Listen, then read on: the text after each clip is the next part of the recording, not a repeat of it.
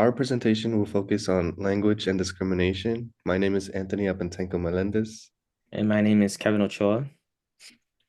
So what is language discrimination? Language discrimination refers to unfair treatment towards an individual based on their characteristics of speech, such as accent and dialect.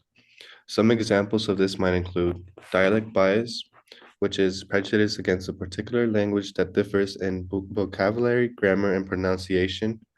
For example, a teacher whose native Spanish speaker from Spain favors the student with the more neutral accent, assuming that those who don't align with that person's way of speaking are less fluent or less capable in Spanish. Accent bias judges based on how an individual pronounces things, leading to stereotypes about someone's ethnicity. For example, a person that speaks with a Southern American English accent may face accent bias in a job interview or school.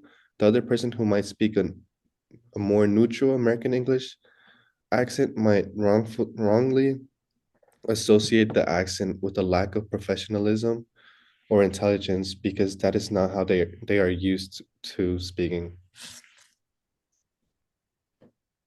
So, what is a dialect?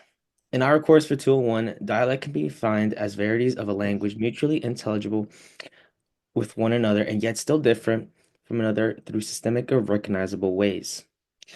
There are many different distinctions between two dialects, and here I have five key points that give us an understanding of what makes up a dialect. So the first one is phonetics, which is the pronunciation of words, the sounds themselves. Phonology is the organization of these sounds into patterns, and this plays crucial into how others understand you. Also morphology, the structure of words. Syntax, the structure of phrases and sentences, and semantic and pragmatics, what words mean and their interpretation and context.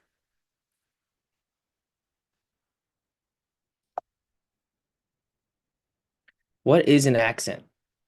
The term accent can almost entirely be referred to pronunciation. And it is this distinction that really gives it that difference between just how people understand each other. And similar to dialect, phonetics also plays a part in accent, which is how vowels and consonants are can be pronounced differently. Stress and intonation, emphasis on syllables, the rise and fall of the voice to convey emotion, emphasis, and question versus statement. This accent uh, can be referred to as just the difference in pronouncing syllables, such as if you're bilingual and you're learning Spanish and English, you'll find that in Spanish, you will carry a heavy emphasis on the syllable, which might pass on to English when you start speaking English. Rhythmic differences in pronouncing syllables, and connected speech, the flow of words with linking sounds, intrusive sounds, or elision. Accents can also be developed through geographical factors, linguistic exposure, cultural identity, or social influences. This could be an example of how someone from Boston might speak a certain accent compared to someone all the way from Texas.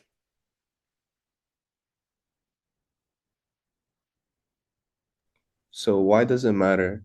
Both dialect and accents matter and should be given more attention because it reflects and fosters cultural identity, communication, and understanding. For cultural identity, dialects and accents are vital parts of our cultural and regional identities. It reflects our heritage, family stories, and our community.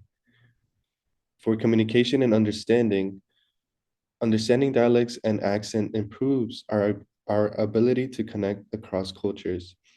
Recognizing linguistic diversity allows us to communicate more effectively and empathetically. Respecting and preserving linguistic diversity can prevent language extinction. If dialects and accents are devalued or ignored, languages themselves can face extinction, known as language neglect. Many indigenous languages, often spoke with unique dialects, are at risk because they are not valued or taught to younger generations. Thank you for listening.